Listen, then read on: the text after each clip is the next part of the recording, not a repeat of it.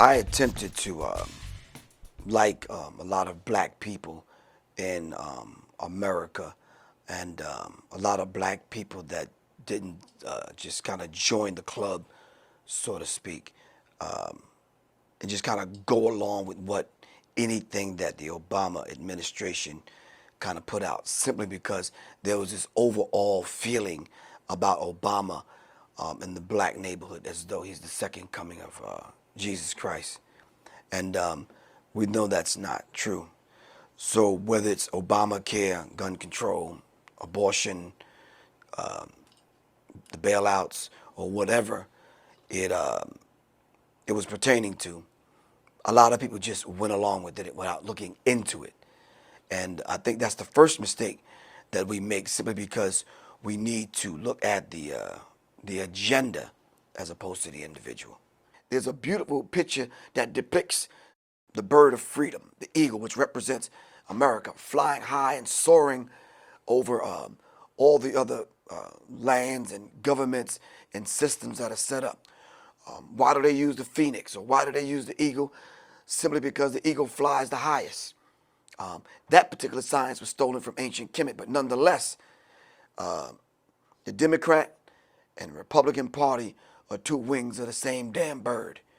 So when we get into this particular discussion about Democrats wanting this and controlling that, and Republicans not agreeing to this and controlling the House and this kind of thing, we have to understand something, that it's the same people that control both parties. So when we talk about the Hegelian dialectic principle, of course you have the Reds, the Republican Party, and the Blues, which is the Democratic Party, and no one even talks above a whisper when it talks about interjecting and creating a third party which can balance out the two. Both of those particular parties are controlled by the same people. And if you do not understand anything about this particular talk today, understand that the same people control both parties, and we need to understand that from this point moving forward. So when you talk about false flags, you're talking about them creating incidents, as we've seen recently in Boston, which we can't expound on, which we've seen in London, which we've seen in New York and other places on the globe, where they want you to think that these particular things are going on so they can push a certain bill, or they can take away certain rights from the people. And I think a lot of times these bills are signed based on hype, hysteria, mass hysteria, created and put out there and fostered by the same people that are trying to take the rights away. So when you're talking about an incident going down, we have to look not only at the incident, but what's going on behind the incident, and what bill are they trying to pass, what particular law that they're trying to sign in, and then what rights are at stake that they're taking and continue to take from the American people. Well, you know something, I think a lot of people have called me and asked me about sovereignty, and the way I understand it, I only kind of answer that question as it relates to the whole 30 to 60 million of us becoming a sovereign country within inside of America, unless some African government is going to cough up some land. You understand what I'm saying? You as an individual becoming sovereign and fighting these people downtown and filing some paperwork with the same people that got you in this situation in the first place is ridiculous. Ask the Native American how many times he filed some paperwork downtown with the treaties that he signed with these people. It ain't gonna happen. If they were already living on land that they owned, right? Then what happened? I thought they were already sovereign. I'm talking about the treaties that the Native Americans, all of the 200 tribes, the treaties that they signed with this government, were they respected? Of course not. Okay, then what makes you think yours is going to be respected downtown? Obama's not setting aside a certain particular set aside for black people in reference to Obamacare. It's going to affect all of us. And some of the same ones with the lip service are the same ones that claim themselves to be good, red-blooded Americans. And this thing is sad. So what I did for you, specifically for you, is I pulled up all of the things that Barack Obama promised that he never kept. And this is not a document coming from Professor Griff. We'll talk about who it comes from in a minute. Did Barack H. Obama deliver on his promises? Broken promise number one, sunlight before signing, which we talked about earlier. When Obama campaigned for the Democratic presidential nomination in Manchester, New Hampshire on June 22nd, 2007, he announced his sunlight before signing promise. When there is a bill that ends up on my desk as the president, you, the public, will have 5 days to look online and find out what's in it before I sign it, he said. Now, let's look into some of the bills that he has passed. Did you, as red-blooded Americans, get to look at NDAA? Come on, man. I'm laughing inside while I'm saying this because you sound like a hypocritical idiot. You want to come at Professor Griff. All right, you want to blast Alex Jones and other people. You want to confront the info warriors and the infomaniacs. But we know what we talk about because we have documented proof. That's the first promise that he broke. So you talk to me about stop and frisk and what that madness is about. Talk to me about Homeland Security. Talk to me about the TSA and what's going to go down at all of the airports. Talk to me.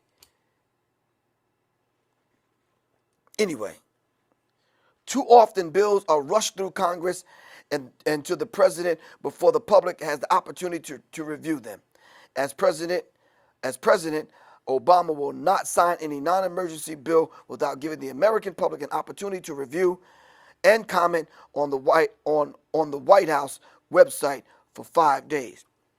What 5 days did I get to look at NDAA? Come on, talk to me. I don't hear nobody talking.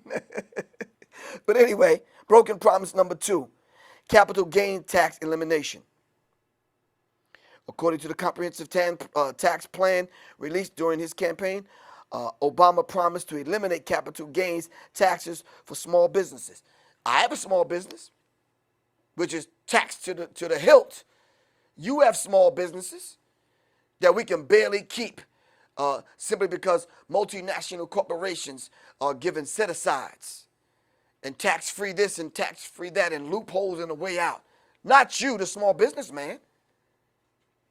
So when we talk about gun control and controlling guns, and then we mention Walmart, and Walmart is brought into the conversations, all of a sudden we have to talk about these set-asides and someone that's there on the Hill representing Walmart. Who was on the Hill talking and speaking for you, the small businessman and woman? Nobody.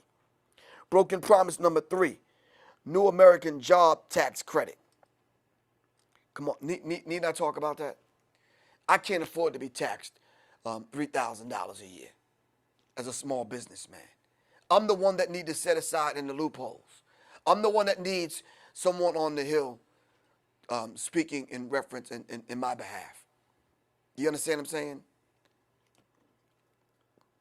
If a company that currently has 10 U.S. employees increases its domestic full-time employment to 20 employees, this company would get a $3,000 tax credit. Well, I can't afford 20 employees. Obama's promise was never included in the stimulus package. Broken promise number four, hiatus on the 401k penalties.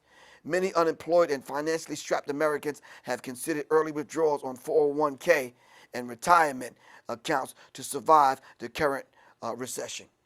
You see how you're being squeezed? You're being wrung the out and hung to dry because you're having to tap in to the savings that you've saved all your life and the hard work that you've put in working from sun up to sundown. Can't see morning to can't see evening. You go to work, it's dark. You come home from work, it's dark. You're working to the bone, man. To now having to tap into your 401k and your retirement and your savings just to survive the recession? Come on, man. All of the broken promises, man. I don't want to listen. I don't want to go out on a date with America, and you promising something at the end of the night that you know I'm not gonna get. Stroking my ego and stroking a few other things. Are you following me? If you're not gonna come across and you're not gonna come through, then don't make me the promise. And he's promised a whole lot of things to Black America, and I'm telling you, man, go take these damn cameras to the hood and interview the average black person on the street about Barack Obama. And they'll say Barack Obama's made a whole bunch of promises that he's not going to keep. You got some of that yesterday when we was in the car. I was getting unscrupulous phone calls from men and women. And they said they don't buy into the Barack Obama hype. Picture. Don't believe the hype. Anyway, broken promise number 5. No jobs for the lobbyists. All these people that get together and create these lobbies, and they go and they put their monies and their resources and their energy behind a particular candidate and a particular bill. These people have invested interests. But why are they the ones getting the jobs? You don't have the job. The little piece of job that you got to string together, 2 or 3 part-time jobs that you have to work to string together a meager existence in America. Please, man. Please, where's Barack Obama taking us? Straight to hell.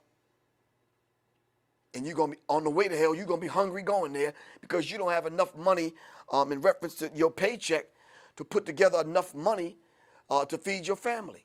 Let me tell you something. There's more black people in America than there are some countries. So what's wrong with us being sovereign? See, we have to take the responsibility of carving out our own destiny. Then and only then, I think will this government respect us. Do you remember the Occupy movement?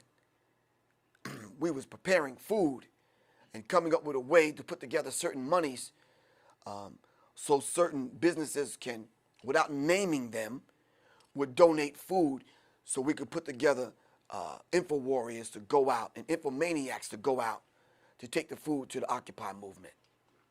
Even though I'm not really 1,000% behind that, you're holding up a placard and you're speaking and yelling at empty buildings, okay, fine. But if that's your way of protest, do your thing. But did I give my efforts behind it to help orchestrate some people to come and take money and get monies and food from businesses that do support you in private, but they can't, do it in public to feed you? Yeah, of course I did.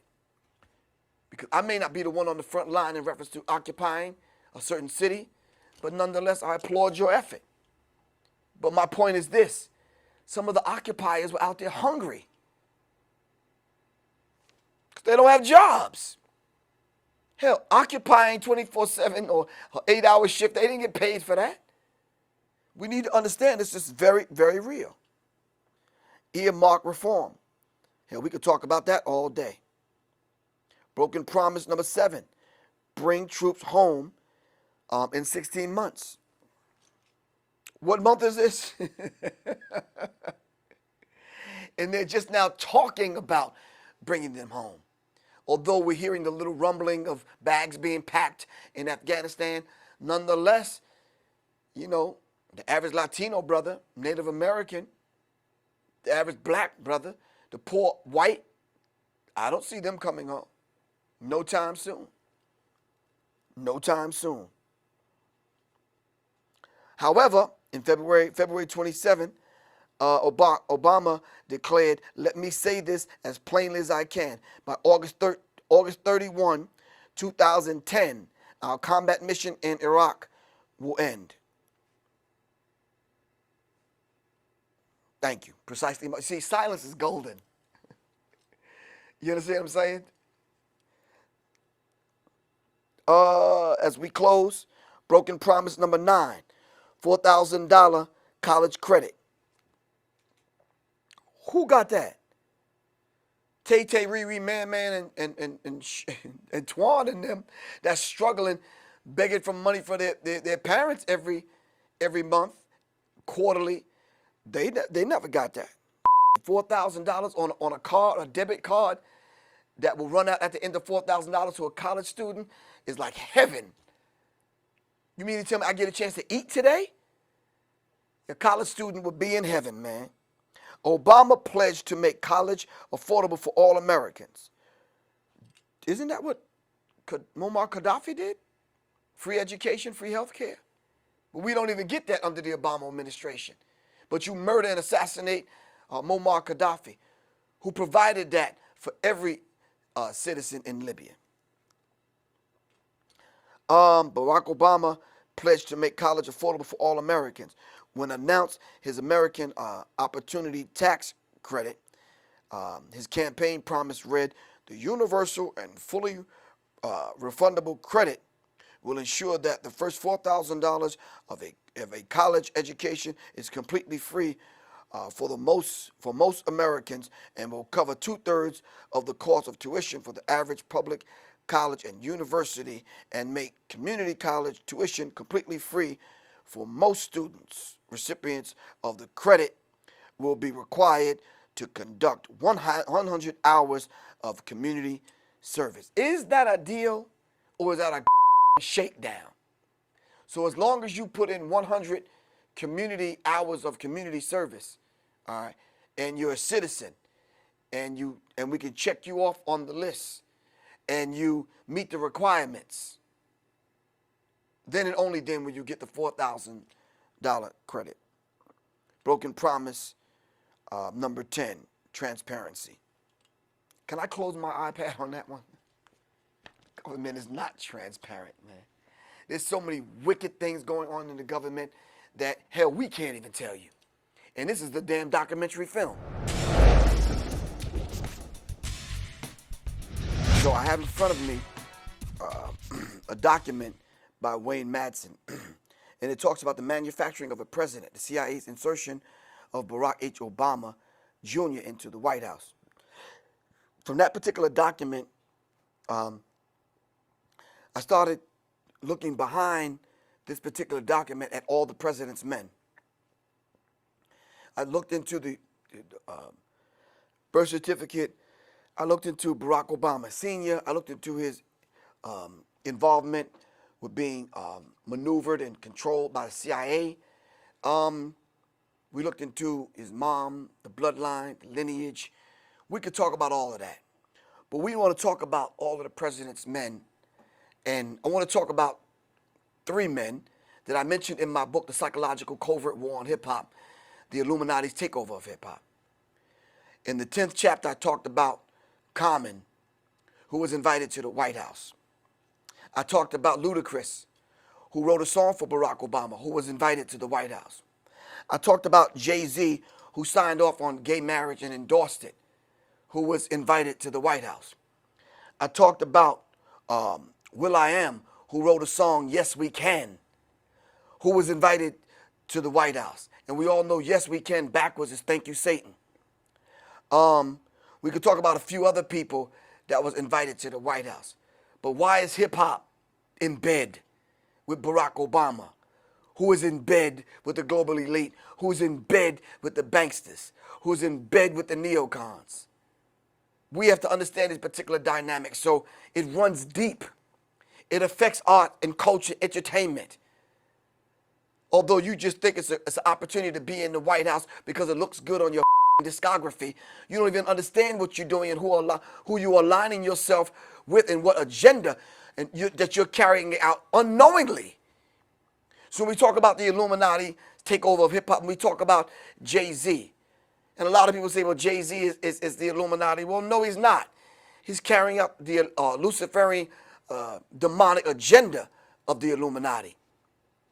And then we say, well, what's Barack Obama's affiliation and association with the Illuminists and the Illuminati? You have to understand something. These same people may control AOL, Yahoo, Google. So we have to look beyond and past a Google search.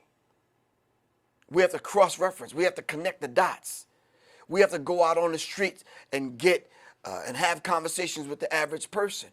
So let's look at all of the president's men, Those are just a few of them dealing with arts, culture, and entertainment, dealing with the Illuminati. Let's look at a few other ones.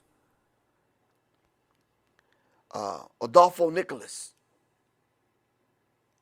who was the 30th Superior General, Society of Jesus, which they affectionately call him the Black Pope. No, not the Black Pope, but the Black Pope. Not the one that they come to the Vatican and kiss the ring. The one that's really running things, the Black Pope. Not the one that they parade in front of you.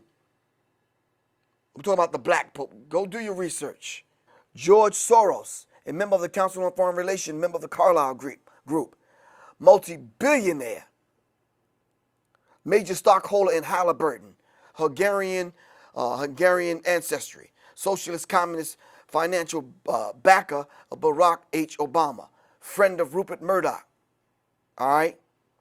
We need to understand these particular people and who they are and what role do they play in installing a president into the White House.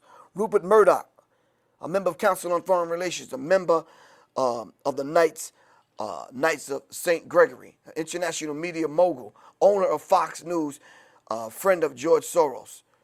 A cult, listen now, here's the line, I don't want this to get past you or by you. An occult protector of Barack Hussein Obama. You didn't hear what I said. The term occult is not that bad. Occult simply means hidden. But when it comes to these people, they speak a language far beyond your comprehension because they talk in terms of black and white magic.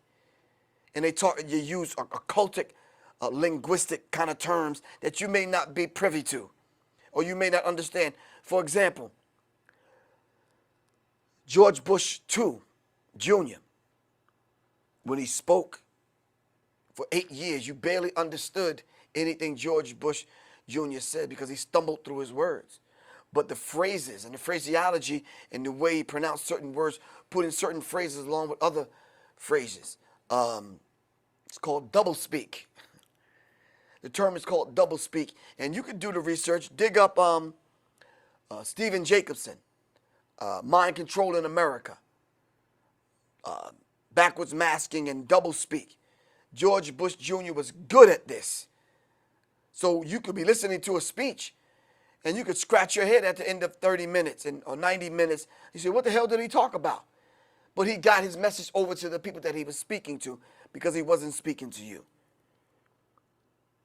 Joseph R. Biden. Who the is this character? And where do they drag this character out of the woodworks? From Delaware. We don't even go to Delaware. Stop lying. You don't go to Delaware.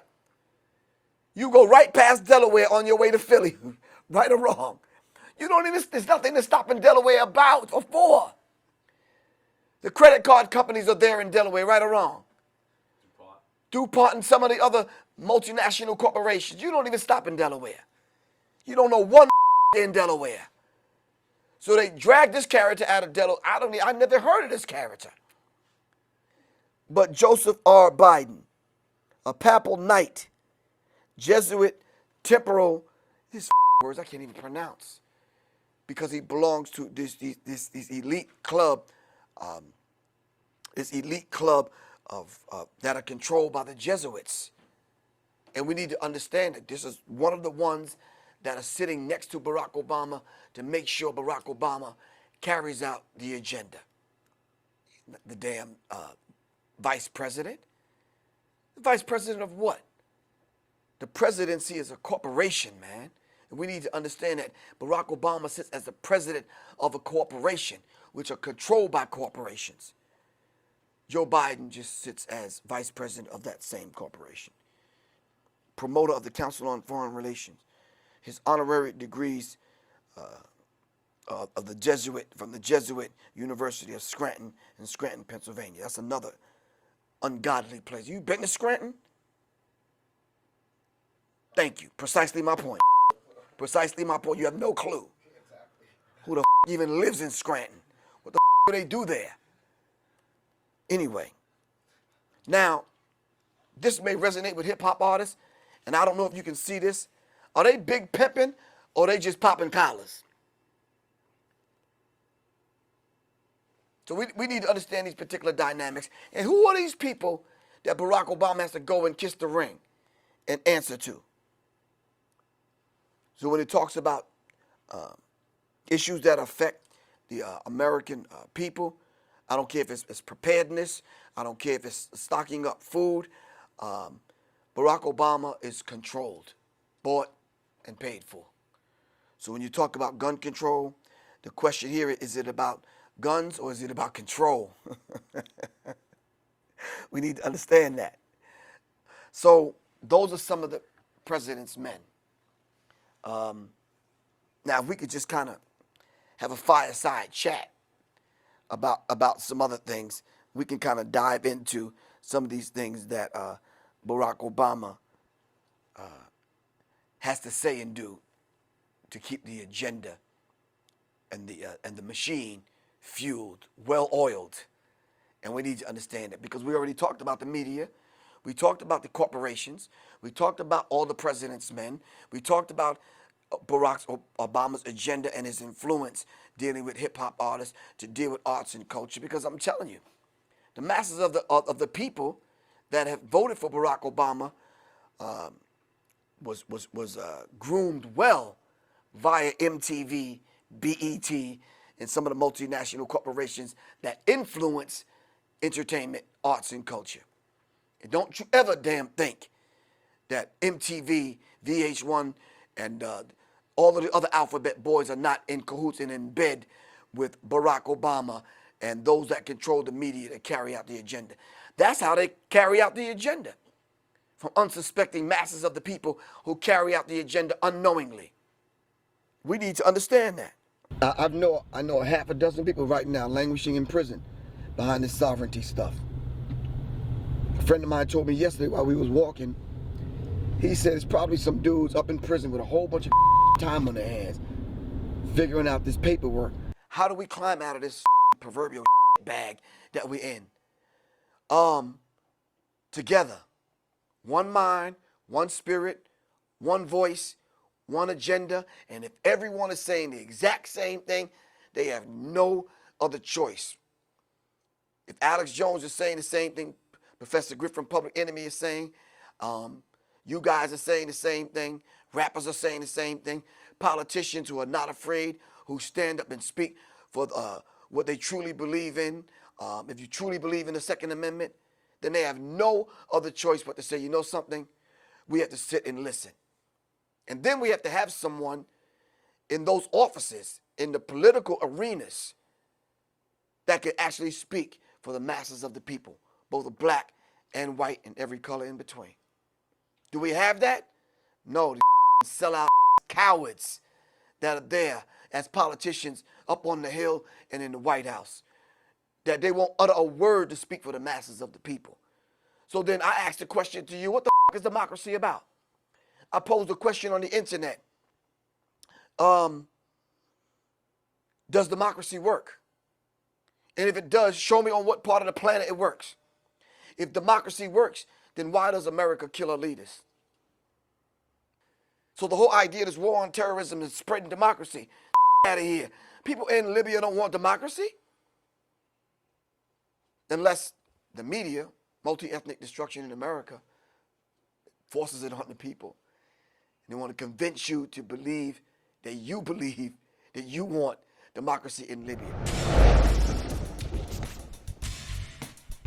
Kind of state some obvious facts that those that are watching this particular DVD, be it on YouTube, on smart ass phones for dumb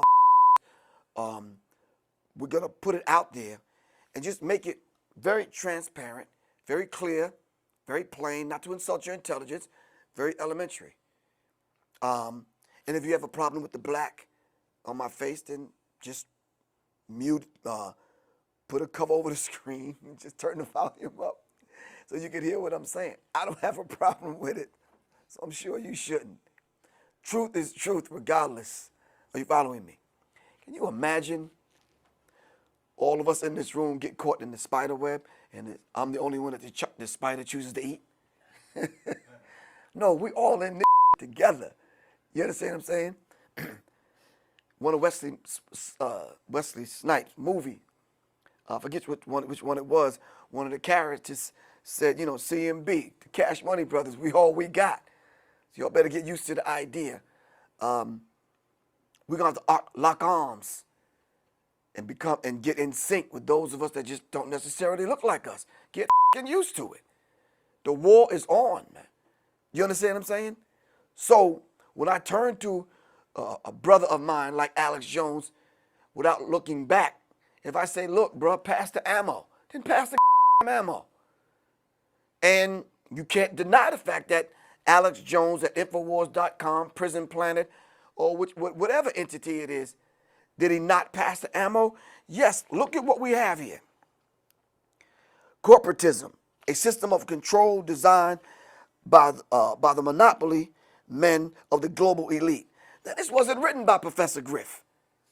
And it talks about 47 million Americans are now on food stamps in the middle class. It talks about how China is in creating these particular robots that are taking over the jobs, not in China, in America. So when we go into false flags, and as we talked about earlier, we talk about the United States, the U.S., and there's a difference between the U.S. and the USA. Google U.S. versus the USA, and you call me and tell me what you come up with. Anyway, this document here says U.S. and Al-Qaeda, which we know Al-Qaeda was something manufactured and made up by the CIA as the boogeyman. And there's always has to be a boogeyman with every president that sits in the seat. There always has to be a boogeyman that they're fighting. Well, we need to figure out who's the boogeyman for Barack H. Obama. This says the best frenemies. Al-Qaeda was created by the CIA.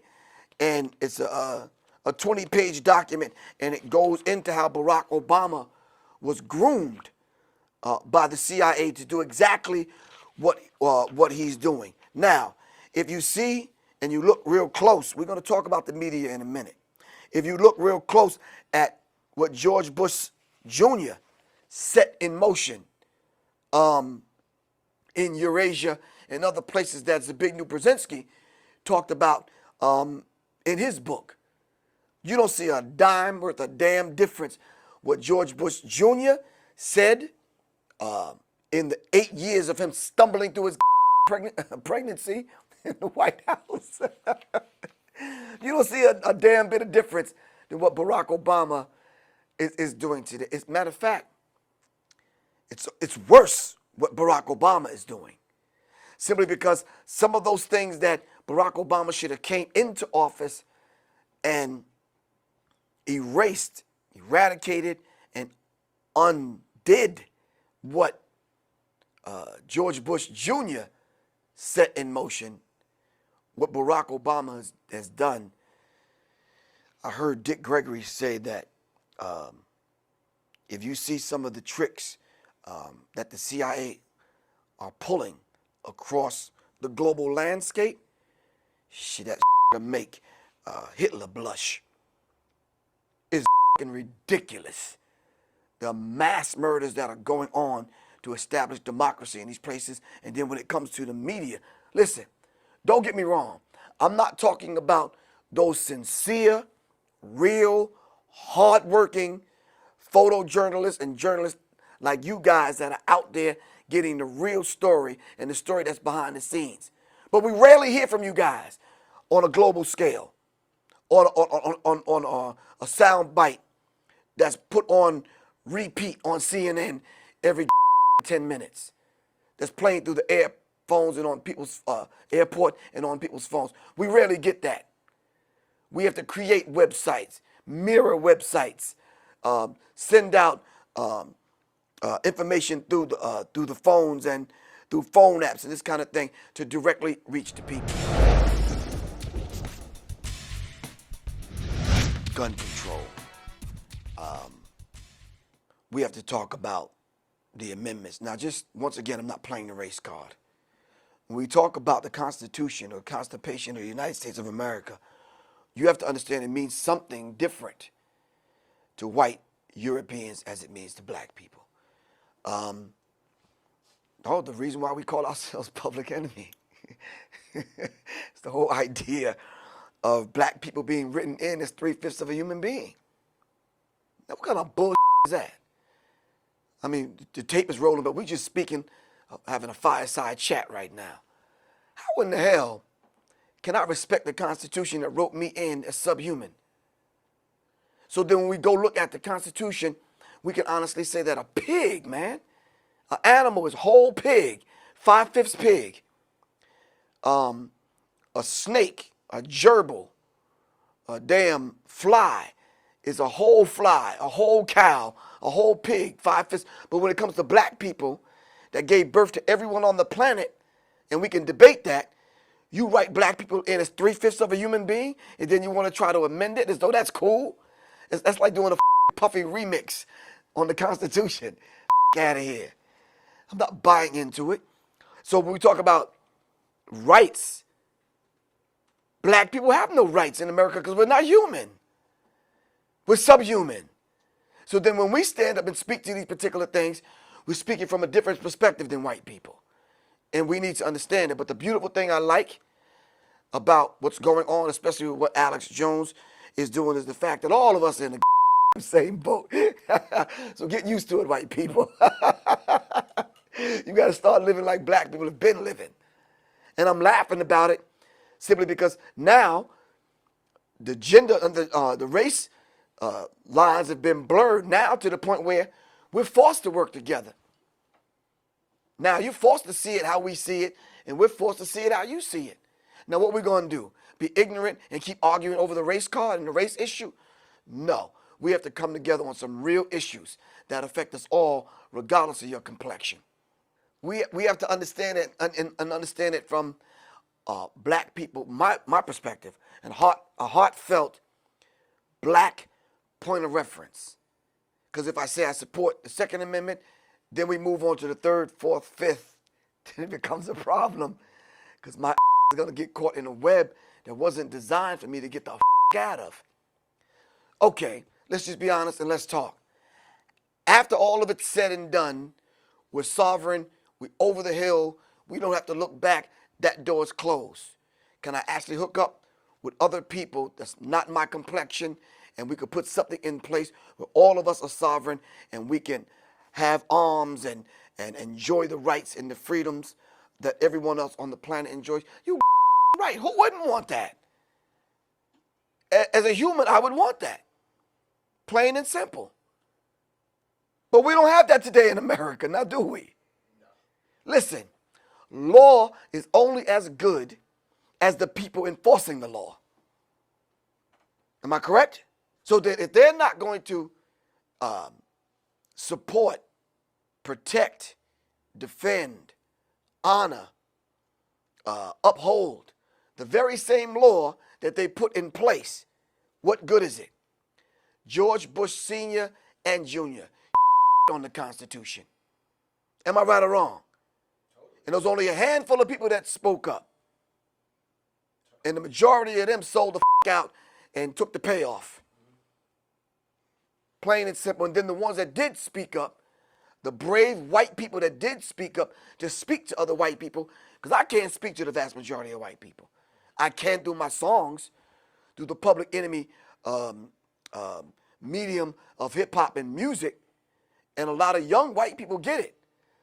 But these old who refuse to give up the whole idea of having black people be inclusive and share the benefit of what the Second Amendment has to offer, out of here. It ain't gonna happen. This is hidden histories of all the president's guns. April 1963, President and General Chester V. Clifton inspect M16 assault weapon. But then it goes down. I'm skipping down now. There's a picture here of President John F. Kennedy, April of 1960. It says, by calling attention to a well-regulated militia the security of the nation, and the right of each citizen to keep and bear arms. Our founding fathers recognized the essentially civilian nature of our economy. Although it is extremely unlikely that the fears of the governmental tyranny which gave rise to the Second Amendment will ever be a major danger in our nation, go figure, right? The amendment still remains an important declaration of our basic civilian military relationships in which every citizen must be ready to participate in the defense of his country. For that reason, I believe that the Second Amendment will always be important. That's John F. Kennedy, April 1960. How important is that particular quote in 2013 as we sit here and as we speak today? Every citizen, wait a minute, that includes all the illegal aliens that you claim are illegal in America? All right? That you at the stroke of a pen, that Barack Obama can make all these people legal? Are you talking about the disenfranchised segments of the black community that who are under this three-strike law have no rights anymore? Are you talking about convicted felons who have no voice? Who are you talking about that every citizen? Who do you consider a citizen? There's rights being taken away right now as we speak. And according to the particular laws that they're passing, you have no voice because they don't consider you a citizen. We need to understand it. So when you're looking at the hidden histories of all presidents and their guns, just for example, this gold-plated AR-15 presented to President Kennedy by the Colt Firearms back in the day. This is an actual gold-plated, this is a gold-plated gun that was presented to President Kennedy. Down here, there was a gold-plated, from the Colt factory, a gold-plated handgun that was presented to Wilson at the particular time. So you mean to tell me that the gun manufacturers are not in bed with some of these people in the White House? Come on, we can go through a history of people owning guns. Here's Elvis presenting Nixon with a gun. But this is not the important thing. We need to talk about the guns that are on the street, that was put on the street when you go through operations like Operation Garden Plot. When you talk about the CIA covert operation in Black America, just in America, period. We can do a history of CIA covert operations in America. And how many guns are on the street and been put on the street by the government herself. And then we could take account of that, and then we could say to ourselves, okay, well, who the hell put the guns on the street in the first place? So when you talk about the Second Amendment and who actually has rights, let me tell you something. There's people that own guns right now that will never have rights in America. But they're using them every single day. And I swear, and y'all just chime in on this. You mean to tell me we looked at what happened in Boston for the last week? They admitted several times, and I don't know if you guys were listening, but they went door to door, black boots kicking doors in, man. That's what's to come. That's what's happening right now as we speak. They're going to kick your door in like they're going to kick mine in. People that control the media could probably fit right in this room with snacks, right or wrong. You're talking about gigantic corporations, but you're talking about a handful of people that control everything that we see, everything that we hear, everything that we touch. And I don't care if it's a movie that comes out, a magazine, a trend, they control it all. You probably have 0.1% of information that gets out through brave souls and individuals that control their own websites and news sources, and can extract information and news from around the globe that can effectively reach the masses not the masses, but those select few of the people that want to hear it. It never reaches the masses. But let's look at it like this here. The information that some of the brave souls that are out there that are reaching the people, it's growing. Look at it like this. We're here. And if it wasn't for the Alex Joneses of the world and the info warriors and the infomaniacs of the world, we wouldn't be sitting in the same room, man. Because we have something way beyond the complexion of our skin. We have like-mindedness, and we coming together on an agenda that we understand that will not only affect your children's children, but will affect mine. That's what brings me here today to talk about these very critical issues, simply because I cannot, as a man, a responsible man, sit here and say that I'm good, it's cool and fine with me, that, and then I agree and go along with everything that's going on in the government. No, I have to use the Public Enemy platform, and I have to use hip-hop and the platform that I've been allowed to use to raise my voice to speak against these particular ills that will affect not only my children, but yours. Plain and simple. And the sad part about it, I don't even know your children. But we're like-minded, and I feel your pain. But I'm speaking out about it, and so should you, wherever you're sitting watching this. But we are not going to allow you to play armchair revolutionary and sit in your living room in the comforts of your own home in front of your 60-inch screen TVs and think that everything's going to be all right while your ass is ordering pizza. It's not going to be all right until you raise your voice and speak against the madness that's going on in the government. We're doing it. We're putting together the documents. We're putting together the websites and the information. And info warriors are going out spreading the truth, regardless whether it's on the front line, on and off the internet, on and offline, sitting back, pretending like it's somebody else's duty and responsibility to take care of us. We had a conversation yesterday when I was listening to you guys talk about the whole idea of food. And we all know that they're going to use food as a weapon because they're already using food as a weapon. So for those Americans that are sitting back watching this, thinking that you're going to leave it up to somebody else to take care of your basic needs, you better think twice. The government has no intentions on looking out for the masses of people, black, brown, red, yellow, or white.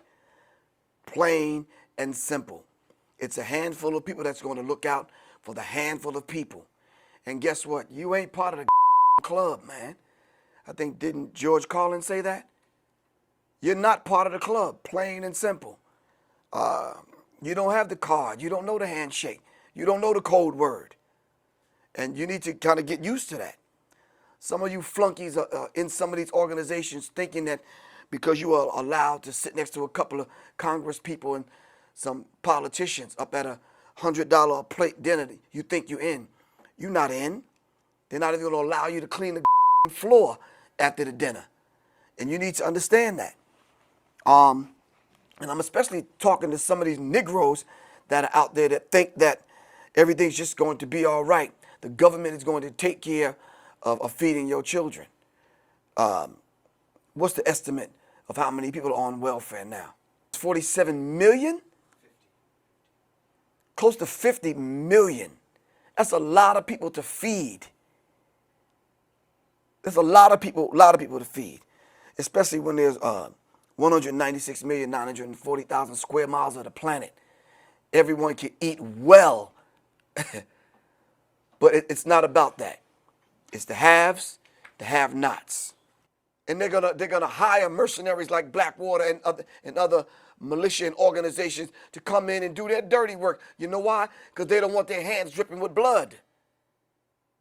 So we have to understand these particular dynamics, man. And excuse me for speaking this way, but this is just what it is. This is just what it is, man. You're not hearing the ranting of an angry black man. If you resonate with what I'm saying, hell, these documents weren't written by Professor Griff or Chuck D in Public Enemy. These are documents written by concerned white people.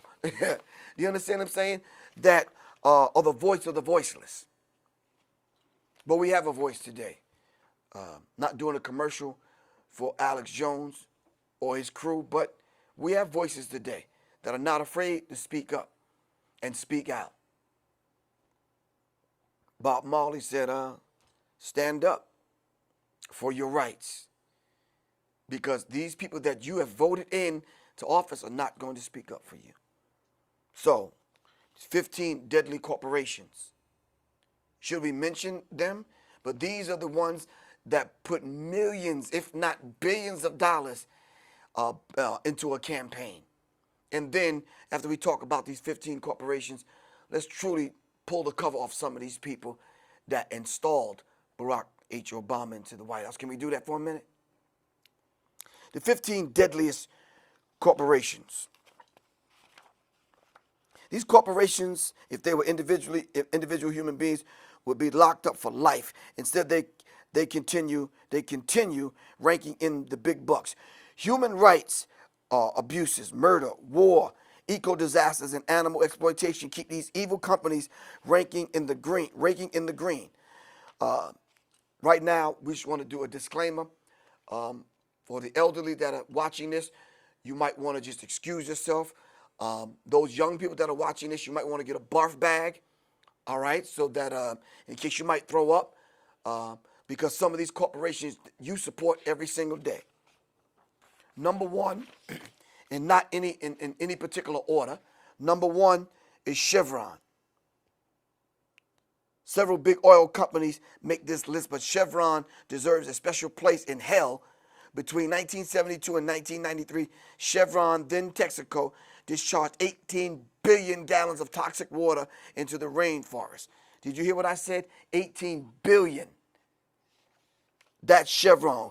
You go get the document and read it for yourself. We don't have time to go in depth into the particular document. Second company, which sends chills up my spine, because this is one of the reasons why they wanted to shut Professor Griff down. This is one of the reasons I got poisoned. This is one of the reasons I got shot at. This is one of the reasons why I got ejected out of Public Enemy back in the day. Second company is De Beers.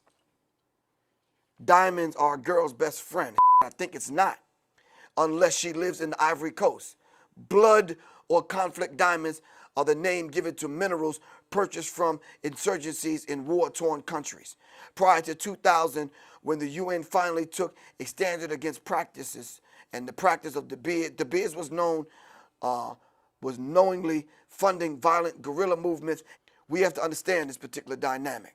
With its diamond purchases in Botswana, De Beers has been blamed for clearing of land to be mined for diamonds, all right, including the forcible removal of indigenous peoples throughout these particular lands. That's company number two. We're not going to cover them all. Tyson Food Company. Shameful animal abuses by Tyson Food Company. Smith & Wesson. Not the rap group Smith & Wesson, but the gun company Smith & Wesson. Now let me ask y'all something at this point.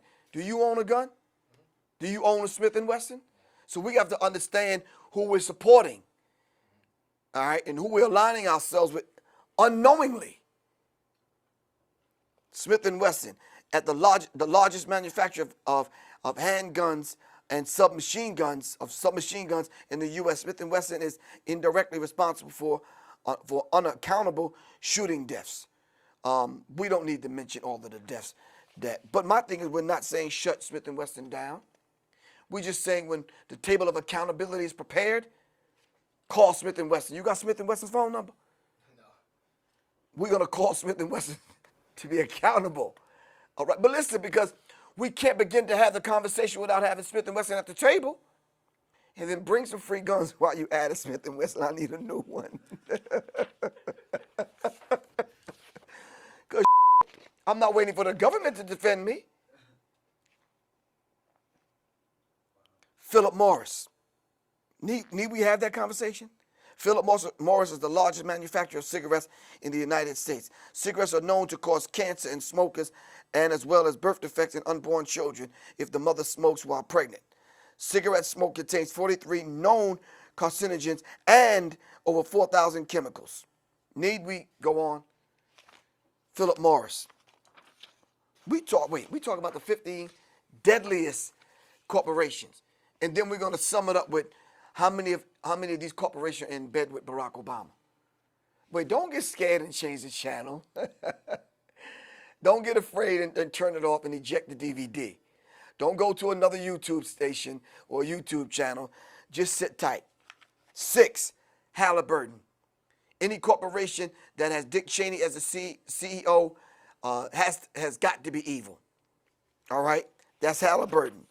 Coca-Cola, who have admitted recently in undocumented documents have stated that they're still using cocaine in their formula to make Coca-Cola products. Stop it. Your ass is hooked. As a matter of fact, right now, your ass is probably sipping a Coke right now. Tell me I'm lying. No, don't try to hide it. Some of us can't go to a day without having a Coke and a smile. Anyway, number 8. Did I say Pfizer was number 8? Let me tell you something. Just the whole pharmaceutical companies, lock, stock, and barrel, the whole barrel of them. We're going to have to invite them when we prepare the table of accountability. Because the amount of drugs, what was the name of that movie that went out about the pharmaceutical companies in Africa? The Constant Gardener. Very well, very good movie, which talks about the pharmaceutical companies and the fact that when they don't use those particular drugs that are passed by the FDA, which are controlled by these people. Monsanto's controls the FDA. Monsanto's have bent the FDA over the desk and doing the FDA. Are you following me? So we can't rely on their regulations to control what goes into the to the system and into the discussion of what goes into the food in America. Those 5 or 6 companies that Barack Obama is in bed with, the pharmaceutical companies are there at the head of the table. Monsanto's, the World Army, FEMA camps, World Bank, Federal Reserve, those who constructed the Patriot Act, all of them in bed. 9, ExxonMobil.